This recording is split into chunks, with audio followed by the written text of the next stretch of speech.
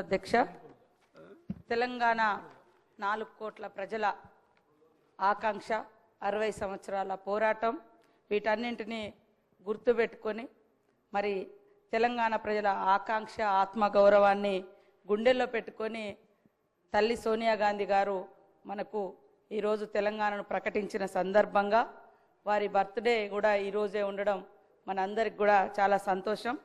వారికి సందర్భంగా పుట్టినరోజు శుభాకాంక్షలను కూడా తెలియజేస్తా ఉన్నాను అధ్యక్ష. ఈరోజు జరుగుతున్నటువంటి విగ్రహావిష్కరణ కార్యక్రమాన్ని ఆయా పార్టీలు వాళ్ళ సొంత ఎజెండాను ఈ విగ్రహం చుట్టూ, ఈ తల్లి విగ్రహం చుట్టూ రాజకీయాన్ని చేస్తున్నటువంటి పరిస్థితి మనం చూస్తూ ఉన్నాం. ఈనాడు పెడుతున్నటువంటి తల్లి తెలంగాణ విగ్రహంలో మరి తెలంగాణ ప్రజల అస్తిత్వము, ఆత్మగౌరవం, పోరాటము, శ్రమైక జీవన మరి రూపము, ఆశీర్వాదం, తల్లి యొక్క బ్లెస్సింగ్స్, ఇవన్నీ కలగలిసినటువంటి నిండు రూపము తెలంగాణ తల్లి రూపము ఈరోజు మనం ఆవిష్కరించుకోవడం కూడా చాలా సంతోషం అధ్యక్ష. ఇందాక బీజేపీ వాళ్ళు కానీ బయట బీఆర్ఎస్ వాళ్ళు కానీ మాట్లాడుతున్నది తెలంగాణ తల్లి విగ్రహాన్ని మారుస్తున్నారని. అయ్యా, ఇప్పటి వరకు అధికారికంగా 10 సంవత్సరాల కాలం నుంచి మరి ఎక్కడైనా అధికారికంగా తెలంగాణ తల్లి విగ్రహాన్ని ఆవిష్కరింపచేసిర్రా? కేవలం వాళ్ళ పార్టీ రూపాలు, వాళ్ళ జెండా రూపము, మరి కేటీఆర్ చెల్లికి దేవతా విగ్రహ రూపాన్ని ఇచ్చుకుంటే ఎట్లా ఉంటుందో ఆ రకమైనటువంటి విగ్రహాలను వాళ్ళు పెట్టుకొని దాన్ని తెలంగాణ తల్లిగా వాళ్ళు ఇన్ని రోజులు ప్రజల మీద రుద్దిండ్రు. కానీ ఈరోజు మనము పెట్టుకునేది సాటి తల్లులు, చెల్లెలు, అమ్మలు ఎట్లా ఉంటారో, తెలంగాణ బిడ్డల యొక్క అస్తిత్వం ఎట్లా ఉంటుంది అనే రూపాన్ని మనం ఈరోజు ఇచ్చుకోవడం జరుగుతూ ఉంది. 10 సంవత్సరాలైనా కూడా వాళ్లకు కనీసం ఒక తల్లి విగ్రహాన్ని ఏర్పాటు చేసుకుందాం అనేటువంటి ఆలోచన రాలేదు. కనీసం మరి నిండు గుండెల నిండా పాడుకునేటువంటి జయ జయ తెలంగాణను ఒక రాష్ట్రీయ గీతంగా ఏర్పాటు చేసుకుందాం అనేటువంటి ఆలోచన వాళ్ళకు రాలేదు. ఈరోజు అవి మనం చేస్తూ ఉంటే మాత్రం అడ్డుకుంటా ఉన్నారు. మనం అన్నట్టుగా, మనం విన్నట్టుగా గుండెల మీద, నెత్తి గుండుల మీద కూడా మా సోదరులు కానీ సోదరిమణులు కానీ అంటే రకరకాలుగా టీజీ అని పెట్టుకుంటే మాత్రం వాళ్ళ పార్టీకి వచ్చే విధంగా బీఆర్ఎస్ పార్టీ వాళ్ళు టీఎస్గా మార్చుకున్నారు. మరి తెలంగాణ ఉద్యమంలో టీజీ అని పెట్టుకున్నది వాళ్ళ అధికారానికి రాగానే వెంటనే టీఎస్గా మార్చుకున్నప్పుడు మా సోదరులు ఎవరు కూడా మరి వాళ్ళే అధికారంలో ఉన్నారు, కేంద్రంలో ఇక్కడ కూడా ఉన్నారు బీజేపీ వాళ్ళు, కనీసం మాట్లాడలేకపోయారు. ఈరోజు ప్రజల ఆకాంక్షను ఆవిష్కరింపజేసే విధంగా జరుగుతున్న దాన్ని మాత్రము రాజకీయం చేస్తున్నారు.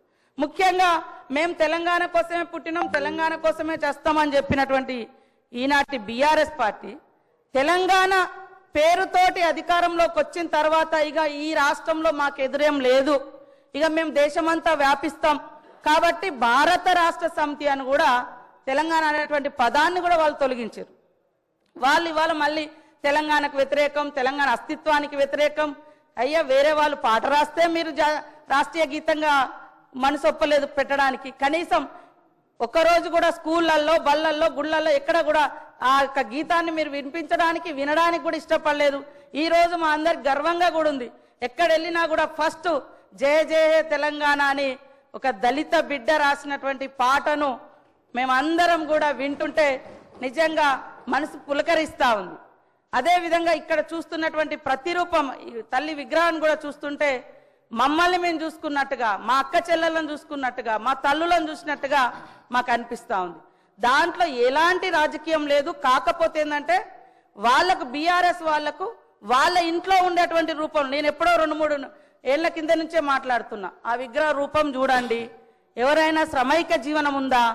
మీరు తెలంగాణ తల్లి విగ్రహం పెట్టండి, కానీ దేవత రూపం ఇచ్చి ఇవాళ కొంతమంది ధనము ధాన్యంతో ఉండొచ్చు, కానీ తెలంగాణ సమాజం అట్లా లేదు. ఇందాక మా సోదరుడు వీరేశం గారు అన్నట్టుగా తెలంగాణ బిడ్డలు మట్టి బిడ్డలే కానీ ఎట్టి బిడ్డలు కాదు, గట్టి బిడ్డలు. ఆ గట్టితనాన్ని, ఆ శ్రామిక తత్వాన్ని, పంటను, అదే విధంగా కష్టాన్ని కూడా అందులో చూపించినటువంటి మరి ప్రతిరూపంగా మనం చూస్తా ఉన్నాం. అదే విధంగా మరి ఇందాక మా సోదరులు కూడా నా పేరు చెప్పడం జరిగింది.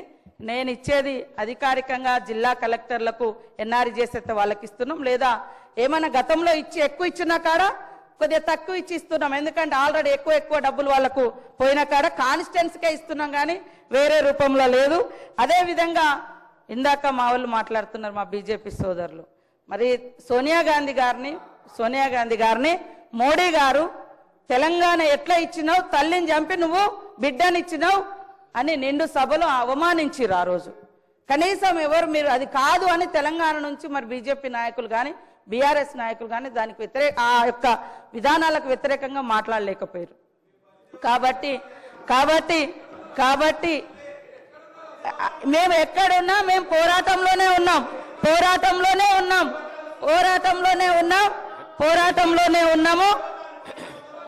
1200 మందిని 1200 మంది అని ఆ రోజు కేసీఆర్ అని ఆయన అధికారానికి వచ్చినాక మళ్ళీ 400 మంది కుదించారు. కనీసం మీరైనా ఇవ్వలేదు. ఎక్కడ ఉన్నామనేది అంటే మేము ఎక్కడున్నాం, ప్రజలలో ఉన్నాం, పోరాటంలో ఉన్నాం. తెలంగాణ ఉద్యమంలో నేను కూడా జైలు వేసిన 7 రోజులు ములుగు కేంద్రంగా నిరాహార దీక్ష కూడా చేసినాం. నేను అనేది సరే అదే ఓకే, తెలంగాణ వచ్చిన తర్వాత కూడా తెలంగాణను కించపరిచే అవసరం అంటున్నా. ఓకే, మేము ఎక్కడున్నామని ఓకే, మేము ఎక్కడున్నామో ఈ రోజు అదే పార్టీతో మీరు అంటగలుగుతున్నారు కదా. మేము ఆ రోజున్న పార్టీతో ఈ రోజు మీరు అంటగలుగుతున్నారు కదా. ఆ పార్టీ మీద డిపెండ్ అయ్యే ఇలా కేంద్రంలో మీ ప్రభుత్వం నడుస్తుంది కదా అని నేను అంటున్నా. కాబట్టి నేను అనేది ఎస్, ఆ రోజైనా ఈ రోజైనా మా గొంతులు తెలంగాణ ప్రజల కోసం వినిపించినాం. నిండు సభలో సోనియమ్మను పట్టుకొని కాంగ్రెస్ ను పట్టుకొని మీరు తల్లిని చంపి తెలంగాణ ఇచ్చింది ఇది కరెక్ట్ కాదన్నప్పుడు ఇవాళ ఏం మాట్లాడుతున్నారు, ఈరోజు ఏం మాట్లాడుతున్నారు? కాబట్టి ఇవాళ రాజకీయాలలో వేరే రకం కేంద్రంలో పార్లమెంట్ వేదికగా మాట్లాడితే మీరు ఎందుకు మాట్లాడలేదు? పార్లమెంట్ వేదికగా 10 ఏళ్లలో జాతీయ గీతం రాకుండా రాష్ట్రీయ గీతం రాకుండా మీరు ఎందుకు మాట్లాడలేదు? కాబట్టి ఇవాళ తెలంగాణ ఇవ్వడాన్ని మీరు వ్యతిరేకించారే, తెలంగాణ ఇవ్వడాన్ని మీ మోడీ గారు వ్యతిరేకించారు. తెలంగాణ ఇవ్వడాన్ని మీ మోడీ గారు వ్యతిరేకించారు. కాబట్టి అధ్యక్ష కాంగ్రెస్ ప్రభుత్వం అధికారంలోకి వచ్చిన నాటి నుండి కాంగ్రెస్ ప్రభుత్వం అంటేనే మహిళల్ని గౌరవించే ప్రభుత్వం.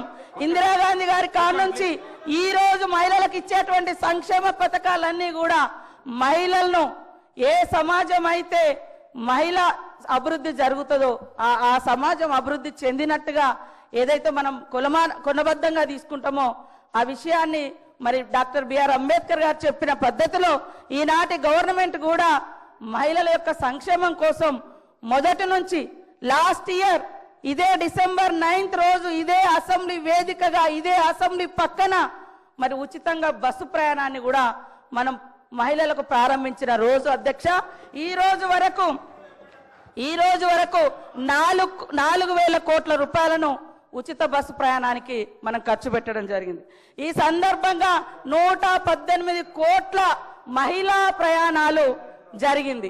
నష్టాలలో ఉన్నటువంటి బస్సును ఆర్టీసీని ఈరోజు లాభాల్లోకి తీసుకొచ్చే ప్రయత్నం చేస్తా ఉన్నాం. అదే విధంగా గతంలో కాంగ్రెస్ ఉన్నప్పుడు దేశంలో 450-500 గ్యాస్ ఉంటే బీజేపీ వచ్చిన తర్వాత 1200 పెంచింది. ఇప్పుడు మా సోనియమ్మ గారి యొక్క ఆదేశానుసారం సీఎం రేవంత్ రెడ్డి గారు మా కేబినెట్ అంతా కూర్చొని మరి ఏదైతే వాగ్దానం చేసినామో 500కే మేము గ్యాస్ ఇస్తా ఉన్నాం. పేదింటి బిడ్డలకు కూడా గుడిసెలో వెలుగు నింపాలని ఉచితంగా 200 యూనిట్ల కరెంటు కూడా ఇస్తా ఉన్నాం. మీరు 10 ఏళ్లలో రైతులకు రుణమాఫీ చేయలేదు, తీసుకొస్తానన్నటువంటి బ్లాక్ మనీ తీసుకురాలేదు, 2 కోట్ల ఉద్యోగాలు ఇవ్వలేదు. ఇవన్నీ 11 ఏళ్ళైనా మీరు చేయలేదు. 1 year లో చేయలేదు అనడం ఎంతవరకు, ఇదంతా మాట్లాడము ఎంతవరకు కరెక్ట్ సార్? కాబట్టి ఇది విగ్రహానికి సంబంధించినటువంటి సభ, విగ్రహావిష్కరణ ఈరోజు జరుగుతున్నటువంటి సమావేశము.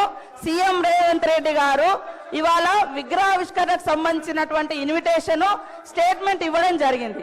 దాని నుంచి డైవర్ట్ చేసి రాజకీయాలు మాట్లాడుతున్నారు. అందుకనే నేను మాట్లాడాల్సి వచ్చింది.